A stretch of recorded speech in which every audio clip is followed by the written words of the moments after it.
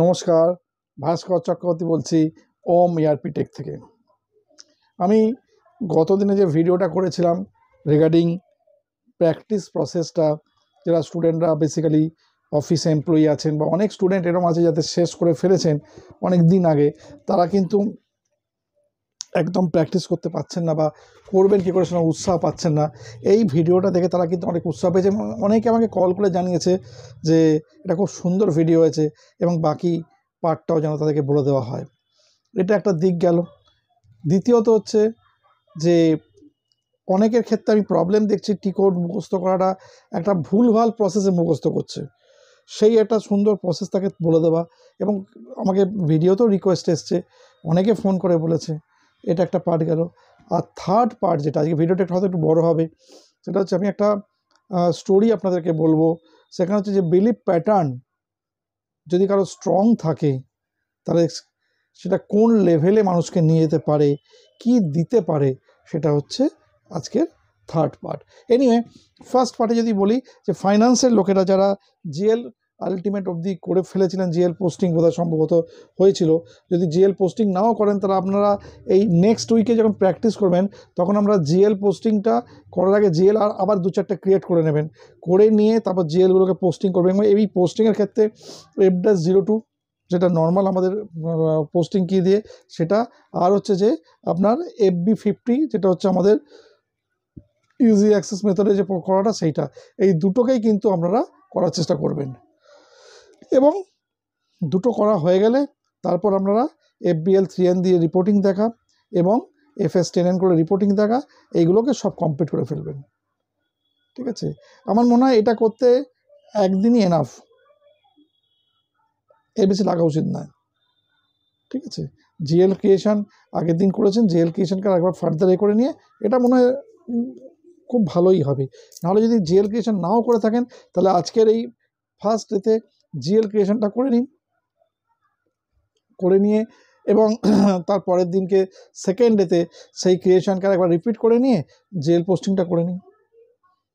ঠিক আছে, তাহলে তিন নম্বর দিনে কি করছেন না, 3 নম্বর দিনে আপনারা ভেন্ডার মাস্টার ডেটার যে কনস্ট্রাকশন পার্টটা আছে সেই পার্টটাকে কমপ্লিট আগে করুন, অ্যাপ টু ভেন্ডার ক্রিয়েশন অবধি, যেখানে ভেন্ডারের আগে মাস্টার ডেটার জন্য অ্যাকাউন্ট গ্রুপ ক্রিয়েট করা, ডিফারেন্ট অ্যাকাউন্ট গ্রুপ যেমন করেছেন করবেন, এবং আপনারা সেই নাম্বার রেঞ্জগুলো ক্রিয়েট করবেন অ্যাকাউন্ট গ্রুপের জন্য, এবং তার জন্য যে অ্যাসাইনমেন্ট করা, তারপর আপনারা রিকন অ্যাকাউন্ট ক্রিয়েট করা, তারপর আমাদের ভেন্ডার মাস্টার ক্রিয়েট করা, এবং আলটিমেটলি তার ভেন্ডারের টলারেন্স লিমিটটাকে চেঞ্জ করা, এবং ভেন্ডারের পেমেন্ট টলারেন্স বা ভেন্ডার কাস্টমারের পেমেন্ট টলারেন্স সেটাকে সেট করা।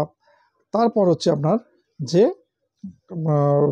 ভেন্ডারের ডকুমেন্ট নাম্বার রেঞ্জ, যেটা হচ্ছে যে বেসিক্যালি ভেন্ডার ইনভয়েসের OBA7 করে KR দিয়ে 19 এবং KR দিয়ে ওই একই টিকট দিয়েই OBA7 দিয়েই KZ15 এগুলো করা। ঠিক আছে, এই সমস্তগুলো পরের দিন করে ফেলুন থার্ড ডেতে। ফোর্থ ডেতে আপনারা ভেন্ডারের ইনভয়েস পার্টটা করুন, F-43, FB60, এবং এই ডেতে গিয়ে আপনারা কিছুটা স্ট্যান্ডার্ড পেমেন্ট F-50 দিয়ে করুন। ফিফথ ডেটে কমপ্লিট প্র্যাকটিস করবেন ভেন্ডারের পার্শিয়াল পেমেন্ট এবং সেইগুলোকে কীভাবে ক্লিয়ারিং করা যায়। এই 5 days উইক থাকলেও মোটামুটি আপনাদের এটা ইনাফ মনে হচ্ছে। এটা করলে কিন্তু আপনাদের একটা পুরো কংক্রিট জায়গা পেয়ে যাবেন। তাহলে কী হলো, ফার্স্ট আমরা জিএল ক্রিয়েশন করছি, সেই জিএল ক্রিয়েশন করার পর জিএলগুলোকে পোস্টিং করছি, তার রিপোর্টিং দেখছি, তারপরের দিনে আমরা ভেন্ডারের টোটাল কনস্ট্রাকশন পার্ট করছি, তারপরের দিনে আমরা ভেন্ডারের ইনভয়েস পার্টটা করছি এবং স্ট্যান্ডার্ড পেমেন্টটা করছি, এবং তারপরের দিনে গিয়ে আমরা ভেন্ডারের পার্শিয়াল পেমেন্ট করছি। দ্যাটস এনাফ, যথেষ্ট। এবার আসছি পার্টি। এর লোকেরা মোটামুটি একটা ইনিশিয়াল কনস্ট্রাকশন করেছিলেন, তারপর আপনারা সেইখানে দুটো জিএল ক্রিয়েট করবেন। ফাইন্যান্সের যে জিএল ক্রিয়েশন, যেটা একটা হচ্ছে ইনভেন্টরি অ্যাকাউন্ট বা আপনার ধরুন স্টক অ্যাকাউন্ট, যে নামই করুন, অ্যাসেট অ্যাকাউন্টের মধ্যে হবে, অ্যাসেট গ্রুপের মধ্যে হবে। আর হচ্ছে GRIR ক্লিয়ারিং অ্যাকাউন্ট, যেটা অফসেটিং অ্যাকাউন্ট, লাইবিলিটি গ্রুপের মধ্যে হবে। এবং সেক্ষেত্রে আপনারা এই দুটো জিএল ক্রিয়েট করার পর OBYCT কোডের মাধ্যমে এর যে আপনার কনফিগারেশন, যেটাকে আমরা বলা হয় বেসিক্যালি ইন্ট্রিগেশন পার্ট, বিএসএক্সের মাধ্যমে আমরা ইনভেন্টরি পোস্টিংয়ের জন্য আমরা ইনভেন্টরি জিএল অ্যাকাউন্টকে চুজ করি। বিএসএক্স হচ্ছে অ্যাকাউন্ট কি, অ্যাকাউন্ট কির ফাংশন যেটা আমরা সবাই জানেন যে অ্যাকাউন্ট কি is a bucket where we assign GL. এবং আপনার ডাব্লিউআরএক্সের মাধ্যমে জিআরআইআর ক্লিয়ারিং অ্যাকাউন্টটাকে স্কোয়ার আপ করার জন্য সেটা করবেন, ঠিক আছে। এবং এইটা হয়ে যাওয়ার পর আপনারা পারচেজ অর্ডারটা ক্রিয়েট করবেন, পিওটা ক্রিয়েট করার চেষ্টা করবেন। তাহলে একটা দিন হয়ে গেল। নেক্সট দিনে গিয়ে আমরা আবার পিওটাকে চেষ্টা করুন ফাইনালি করার এবং গুড রিসিভ করুন। এবং গুড রিসিভটা হয়ে গেলে, পিও এবং গুড রিসিভ যদি ঠিকমতো হয়ে যায়, তখন আপনারা আমার যে ট্যাক্সেশন যে প্রসিডিওরটা আছে সেই ট্যাক্সেশন প্রসিডিওরটাকে কিন্তু একটা ছোট করে ফেলুন। যেমন ফার্স্ট ওবিওয়াইজেড দিয়ে আমাদের কন্ডিশন টাইপ ক্রিয়েট করা, ওবিসিএন দিয়ে অ্যাকাউন্ট কি ক্রিয়েট করা, তারপর হচ্ছে একটা ট্যাক্সের জিএল ক্রিয়েট করা, তারপর ট্যাক্স প্রসিডিওর বানানো, 3 লাইনের একটা প্রসিডিওর করে দিলেন। সেই ট্যাক্স প্রসিডিওরটাকে কান্ট্রির সঙ্গে লিঙ্ক করে দিলেন, অ্যাসাইন করে দিলেন। তারপর আমরা ট্যাক্স কোড ক্রিয়েট করলেন এবং ট্যাক্সের জিএলটাকে OB40 করে আমরা ট্যাক্স কোড FTXP দিয়ে করলেন, ট্যাক্স জেল OB40 দিয়ে আমরা লিঙ্ক আপ করলেন। কেন করলেন না, ইনভয়েস করতে গেলে ট্যাক্স কম্পালসারি, সেই জন্য আমাদের করতে হচ্ছে। তো এই জায়গাটা আপনারা করলেন, তাহলে এটা 3 নম্বর দিন হয়ে গেল, ঠিক আছে। এবং 4th day, very 4th day কী করবেন আপনারা, আমাদের এই জায়গাটা হয়ে যাবে, মানে একটা বেসিক জায়গা তৈরি হয়ে গেল ইএমএমের। এই 4th ডেতে গিয়ে আপনারা যেটা করবেন সেটা হচ্ছে আমাদের মাস্টার ডেটার যে রেস্ট পার্ট যেটা আছে সেটা হচ্ছে এই এর আগে আমাদের যেটা বলা ছিল না সেটা হয়তো আমরা বলে দিই যে এই 4th ডের আগেই, যেটা 4th ডেতে আমরা আগেই আমরা vendor account total master data create করে ফেলবেন এবং এমএমেরও মাস্টার ডেটা ক্রিয়েট করে ফেলবেন। তাহলে এইটা 3rd ডে ভেন্ডার অ্যাকাউন্ট হচ্ছে, 4th ডে মেটেরিয়াল মাস্টার হচ্ছে এবং 5th ডে যেটা বললাম সেটা হচ্ছে পারচেজ অর্ডার, গুড রিসিপ্ট এবং তারপরে ডেতে গিয়ে আমরা ইনভয়েস এবং তার সঙ্গে ট্যাক্সের প্রসিডিওরটা আগে করে নেবেন হচ্ছে। তাহলে কী কী ফার্স্ট হলো, তাহলে ফার্স্ট ডে যেটা করছেন আমি আবার রিপিট করে দিচ্ছি যে ফার্স্ট ডেতে গিয়ে আমরা দুটো জিএল ক্রিয়েট করছেন এবং সেই জিএল দুটোকে আমরা অ্যাসাইন করছেন কার সঙ্গে না OBYC করে কনফিগার করে দিচ্ছেন। এবং ফার্স্ট ডেতে আপনি ধরুন তারপরের পার্টে গিয়ে আপনি ভেন্ডারের কনফিগারেশনটা করে দিলেন। 2nd ডে থেকে মেটেরিয়ালস ম্যানেজমেন্টের কনফিগারেশনটা করলেন, পুরো মেটেরিয়াল মাস্টার ভালো করে বানালেন। 3rd ডেতে গিয়ে আপনি গিয়ে একটা পিও বানালেন এবং পিও বানানোর পর গুড রিসিপ্টটা করলেন, ফাইন হয়ে গেল। 4th ডেতে গিয়ে আপনি ট্যাক্সের কনফিগারেশনটা করলেন এবং 5th ডেতে গিয়ে ইনভয়েস পার্টটা করলেন এবং তাহলে কি হচ্ছে টোটাল জায়গাটা কনফার্ম হয়ে গেল। ক্লিয়ার? এইটা হচ্ছে আমাদের ইনিশিয়ালি প্র্যাকটিস লেভেলের জন্য যারা করছেন তাদের এইটার এই 2nd স্লটের রুটিন হলো। এবার আসছি আমাদের টিকোড মুখস্থ করা, টিকোড মনে রাখা। টিকোডটাকে বেসিক্যালি টিকোড আলটিমেটলি মনে রাখার জন্য একটা রাস্তা আছে, আপনাদেরকে একটা খাতা পেন নিয়ে বসতে হবে এবং প্রত্যেক দিন যার যতটুকু ক্যাপাসিটি, কারোর 5টা কি 10টা আপনারা টিকোড লিখবেন। কীরকমভাবে এরকমভাবে লিখবেন, কোম্পানি কোড ক্রিয়েশন ড্যাশ দিয়ে OX15। সবথেকে ভালো হয় যখন OX15 লিখবেন তখন ওই OX15-এর স্ক্রিনটাকে মনে করার চেষ্টা করবেন। দরকার হয় SAP ওপেন করে মেশিনে ওপেন করে নিয়ে করবেন। যেই OX15 টিকোডটা লিখলেন সঙ্গে স্ক্রিনটা খুললেন, SAP-তে OX15 দেখলেন যে স্ক্রিনে কোথায় কি আছে। তাহলে এই যে ফিল্ডের স্ট্রাকচারটা আপনার তৈরি হয়ে গেল, দেখতে পেলেন যে মেমোরাইজ হয়ে গেল। এটা সুবিধাটা কী হলো, যখনই এই ওরিয়েন্টেড কোনো এরর আসবে তাহলে সেগুলোকে ট্যাকেল করতে সুবিধা হবে। আবার পরের টিকোডটা কি OX02, কিসের জন্য না creation of company code OX02, আবার সেইখানে স্ক্রিনটা খুললেন। তারপর অ্যাসাইন করছেন কোম্পানি কোডের সঙ্গে কোম্পানিকে OX16, তারপর হচ্ছে বিজনেস এরিয়া ক্রিয়েট করছেন OX03, তারপর এইরকমভাবে আপনি ফিসকাল ইয়ার বানাচ্ছেন OB29, সেটাকে অ্যাসাইন করছেন OB37-তে। এইরকমভাবে আপনি 10টা টিকোডকে খাতায় লিখলেন এবং প্রত্যেকটা টিকোডকে করার সময় কিন্তু আপনি স্ক্রিনে, এবার যদি মনে হয় এই পার্টটা করতে টাইম লাগছে 5টা করে করুন, 6টা করে করুন, সুবিধা মতো। কিন্তু যেটা করবেন সেটা তো একদম পুরো কংক্রিট হয়ে যাবে না, বারে বারে আপনাকে স্ক্রিন মুখস্থ। কিন্তু নেক্সট দিন যখন আবার করবেন তখন প্রথম 5টা তার সঙ্গে নতুন 5টা, আগে ফার্স্ট 5টাকে না দেখে লেখার চেষ্টা করবেন যেটা করেছেন। দরকার হয় পরের দিনের জন্য আগে থেকে খাতায় লিখে নেবেন ক্রিয়েশন কোম্পানি টিকোডটা লিখবেন না, creation, business area, assign company, company করে লিখে রাখলেন, পরের দিন ডেট দিয়ে রাখবেন, সেখানে টিকিটগুলো বসিয়ে দেবেন। আশা করব এই প্রসেসটাকে ফলো করলে আপনারা কিন্তু টিকিট খুব সহজে মুখস্থ করতে পারেন। এবার এইটা যখন হয়ে গেল সেকেন্ড দিনে, তখন আবার নতুন করে তার সঙ্গে আরও 5টা নতুন টিকিট যোগ করলেন। থার্ড দিনে ফার্স্ট এবং সেকেন্ড, তার সঙ্গে থার্ড, এই প্রসেসটা যদি ফলো করতে পারেন, দেখুন আপনি 1 মাসের মধ্যে একটা এমন জায়গায় পৌঁছে যাবেন যেখানে টোটাল সমস্ত টিকিট আপনার মেমোরাইজ হয়ে যাবে এবং অ্যাজ ওয়েল অ্যাজ স্ক্রিন পর্যন্ত মেমোরাইজ হয়ে যাবে।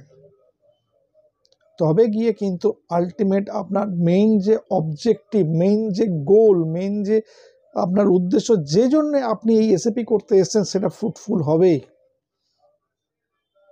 আমি একটা কথা বারে বারে বলেছি ভিডিওতে, যে একটা এসএপি কনসালটেন্টের অলমোস্ট 40% কোয়ালিফিকেশন ক্যারি করে এই মেমোরাইজ অফ টিকিটের উপর বেস করে, এবং সেই টিকিটগুলো আলটিমেটলি স্ক্রিনগুলো কীরকম খুলছে তার উপর, মেমোরাইজিংয়ের উপর। তো আপনারা যখন নিজেরা কেরিয়ার চেঞ্জের জন্য এত আগ্রহী, এত উৎসাহ, এত কিছু করছেন, তাহলে এটা কেন করবেন না? আজকে আমি একটা কথা বলতে চাই, যে লাস্ট উইকে একটা ব্যাপক আমার কাছে এনকোয়ারি হয় এবং ঠিক ততোধিক আমার কাছে জয়েনিং হয়। কেন জয়েনিং হয়? তারা একটাই উদ্দেশ্য, তারা প্রত্যেকে আমাকে একটা কথা বলেছে, যে আমরা এইরকম একটা হোমলি অ্যাটমসফিয়ার চাইছিলাম, যেখানে আমাদেরকে ম্যানুয়ালি হাতে ধরে ধরে করিয়ে দেওয়া হবে এবং প্রত্যেকটা জিনিসের রেকর্ডিং থাকছে। আপনি মুখে যা বলেছেন ভিডিওতে, তাই আপনি করেছেন, তার 1% এদিক ওদিক হয়নি একদম। এবং অনেকে যখন কোর্স শেষ হয়ে যায়, তারাও রিভিউ দেয় যে তারা কতটা এখান থেকে গেনার হয়েছে আলটিমেটলি। এবং আমি আগামী দিনে প্রত্যেককে বলছি, অনেকের একটা ফোবিয়া আছে যে আমি অনলাইনে পারবো না। আমি আপনাদেরকে বলছি একটা কথা, আপনারা অনলাইন জয়েনটা করুন। আপনি 1 মাস এখানে লিখে, আমি এখানে একদম ওপেনলি বলে, যদি মনে হয় 1 মাস পর আমি কিছু বুঝতে পারলাম না, আমি পাচ্ছি না, আপনি আমাকে সিম্পল বলুন, আপনার টাকাটা আমি রিফান্ড করে দেবো। এত বড় গ্যারান্টি দিলাম, কারণ আমি সেই জায়গাটা, লেভেলটা অ্যাচিভ করেছি। 11 ইয়ার্স এমনি দিইনি আমি এসএপিকে। এখানে আমি প্রত্যেকটা স্টুডেন্টকে পড়ানোর সঙ্গে সঙ্গে বুঝতে পারি এক্স্যাক্টলি এর এফিসিয়েন্সি ডেফিসিয়েন্সি কী আছে, তাকে কোন লেভেলে নিয়ে যেতে হবে, কোন লেভেল থেকে কোন জায়গাটা তাকে ঘাটতিটা ফিল আপ করতে হবে। হয়তো কোনো সময় ক্লাসে আমি বেশি কথা বলে ফেলি, চেঁচিয়ে ফেলি, এটা কিন্তু তাদের জন্য বেটার, মানে কারণ আমি চাইছি তাদের যেন ভালোটা হোক সব সময়তে।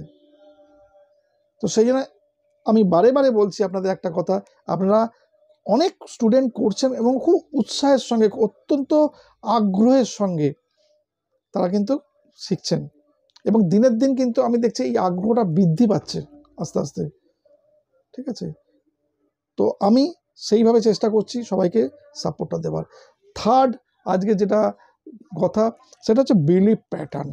আপনারা কি বিশ্বাস করে এসছেন যে এসএপি করলে আপনাদের কেরিয়ার চেঞ্জ হবে?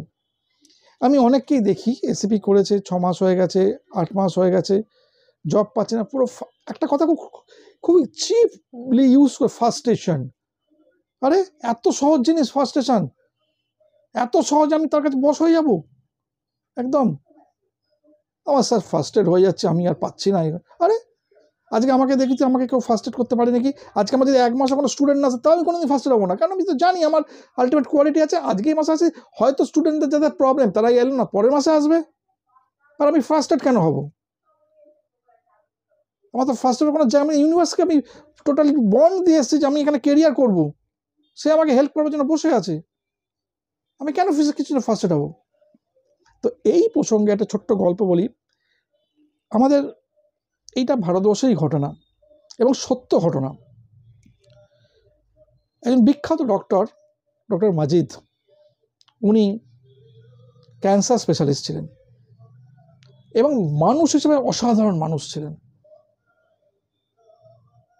যেমন ভালো মানুষ ছিলেন, মেন্টালি মানুষের পাশে দাঁড়াতেন, তেমনি ডাক্তার হিসেবে জবরদস্ত, 1 নম্বর স্পেশালিস্ট। এবার ওনাকে একটা অ্যাওয়ার্ড দেবে, উনি লখনৌয় থাকতেন, লখনৌ ওনার হসপিটাল ছিল, তো ওনাকে একটা অ্যাওয়ার্ড দেবে বলে দিল্লিতে ডাকা হয়েছিল। তো উনি ফ্লাইটে যাবেন, ফ্লাইট সমস্ত কিছু রেডি, কিন্তু টাইমের প্রবলেমে ওনার কিছু কাজের হেতে ফ্লাইটটা উনি মিস করেন এবং তখন ডিসাইড করেন যে না চলো বাই রোড যাব, গাড়ি বুক করেন, করে যাওয়ার জন্য রেডি হন। তো বেশ কিছু রাস্তা যাওয়ার পর ওনার ড্রাইভার দেখছেন যে প্রচণ্ড জাম, মানে এতটা জাম যে হয়তো পৌঁছতে অনেকটা সময় চলে যাবে, উনি টাইমে পৌঁছতে পারবেন না। তখন ডক্টরকে উনি বলেন, স্যার আমি কি গাড়িটা একটুখানি ঘুরিয়ে অন্য দিক দিয়ে কিছু চেষ্টা করে দেখব? তখন উনি বললেন ঠিক আছে, একটা কাজ করো। তখন উনি গাড়িটা ঘোরালেন, ঘুরিয়ে একটা গলির মধ্যে, তখন ডক্টর ওনাকে বললেন যা ওই গলির সামনে যে বাড়িটা আছে ওই বাড়িটাতে কি কাউকে জিজ্ঞেস করো যে এইখান আমরা রাস্তাটা উনি ঠিক বুঝতে পারছেন না, কোনখান দিয়ে গেলে সুবিধা হবে, অসুবিধা হচ্ছে, যে এইটা দিয়ে কোনটা দিয়ে গেলে আমরা দিল্লি রোড পৌঁছতে পারবো, আমরা যাব। তখন অনেক ডাকাডাকির পর কেউ বেরোচ্ছে না, তখন ডাক্তারবাবু নিজেও বেরিয়ে এসছেন সে গাড়ি থেকে, এসে উনিও ডাকছেন। এক বয়স্ক ভদ্রমহিলা বেরোলেন, বেরিয়ে সব শুনে ওনাকে বললো আচ্ছা আচ্ছা আচ্ছা আপনারা দিল্লি যাবেন, আর একটু আপনার ঘরে আসুন। তো এখন অচেনা ভদ্রমহিলা, যতই বয়স্ক মহিলা, ওনারা একটুখানি ইতস্তত, যাই হোক ডাকছেন, ওনার ঘরে গেলেন, ওনাকে বসালেন, বসে জল একটু মিষ্টি গুড় দিলেন। ডাক্তারবাবু দেখছেন যে একটা বাচ্চা বিছানায় শুয়ে রয়েছে। তখন ডাক্তারবাবু খুব স্বাভাবিকভাবে জিজ্ঞেস করলেন মহিলাকে যে আচ্ছা বাচ্চাটি কে? তখন ডাক্তারবাবুকে ওই মহিলা বললেন খুব শান্তভাবে যে ও আমার নাত, ও বাবা মা দুজনেই মারা গেছে অ্যাক্সিডেন্টে, ও চলে যাবে। তখন ডাক্তারবাবু বললেন যে কেন? বলছে ও ক্যান্সার পেশেন্ট। বলে আমি ইন্ডিয়ার যত ডাক্তার আছে টপ লেভেলে, সমস্ত দেশের বিভিন্ন প্রান্তে আমি প্রত্যেককে দেখিয়েছি, প্রত্যেকে স্যারেন্ডার করে দিয়েছেন। তারা আমাকে একটা কথাই বলেছেন যে ডাক্তার মাজিদকে যদি দেখাতে পারেন তাহলে উনি পারবেন আপনার নাতিকে বাঁচিয়ে দিতে। তো আমি ওনার সঙ্গে যোগাযোগ করার চেষ্টা অনেকবার করেছিলাম, কিন্তু এত ওনার ডিমান্ড, ওনার এত চাপ, মানে চাপ কাজের, যে 2 মাস 3 মাসের আগে নামই পাওয়া যাচ্ছে না। আমি পারিনি যোগাযোগ করে উঠতে। আমি ভগবান শ্রীকৃষ্ণকে ছেড়ে দিয়েছি, ঈশ্বর যদি কিছু করার হয় তুমিই করবে। তখন ডাক্তারবাবু বললেন আমি ডক্টর মজিদ, ওর সমস্ত যা রিপোর্ট আছে সেই রিপোর্টগুলো নিন, চলুন আমার সঙ্গে, আমার গাড়িতে করে আমার হসপিটালে, আমি চিকিৎসা করাবো। তখন ড্রাইভার বলছেন স্যার আপনার আজকে যে অ্যাওয়ার্ড নেওয়ার কথা ছিল, বলছে আমার অ্যাওয়ার্ডের থেকে এই বাচ্চাটার প্রাণ বাঁচানো অনেক বেশি বড়। তাহলে আজকে এই ঘটনা থেকে আমরা কী প্রমাণ পেলাম? যে ঈশ্বর আপনাকে দেওয়ার জন্য বসে আছেন, আপনার বিলিভ প্যাটার্নটাকে স্ট্রং রাখতে হবে। এত সহজে ফার্স্টেশন হয়ে গেলাম, আর ফার্স্টেশন হয়ে অনুকে বললাম যে তুমি আমার করে দাও, তাহলে সমস্যা, অত সহজ জিনিস নয় এটা। আপনার নিজের ওপর যদি ফেথ না থাকে যে আপনি পাবেন, আপনি ইউনিভার্সের কাছে যদি স্যারেন্ডার না করেন আপনি পাবেন, আপনি জীবনে পাবেন না। আপনাকে কেউ জব পাইয়ে দেও সেই জব চলে যাবে আপনার, আপনি রাখতে পারবেন না, কারণ আপনার নিজের ওপর কোনো ফেথ নেই। তো সেই জন্য আমি বারে বারে সবাইকে বলি যে আমিও চেষ্টা করি স্টুডেন্টদের পাশে যতটা সম্ভব সাপোর্ট দেওয়ার, আর অ্যাট দ্য সেম টাইম সবাইকে বলি আমি যে আপনারাও টোটালি ডেডিকেটেডলি যেমন করছেন, ফুল ফেথের সঙ্গে এই কাজটা শিখুন, কাজটা করুন, একদিন আপনারা ভালো জায়গায় পৌঁছবেন। যাই হোক, সবাই ভালো থাকবেন। অনেক কথা বলে ফেললাম, নমস্কার।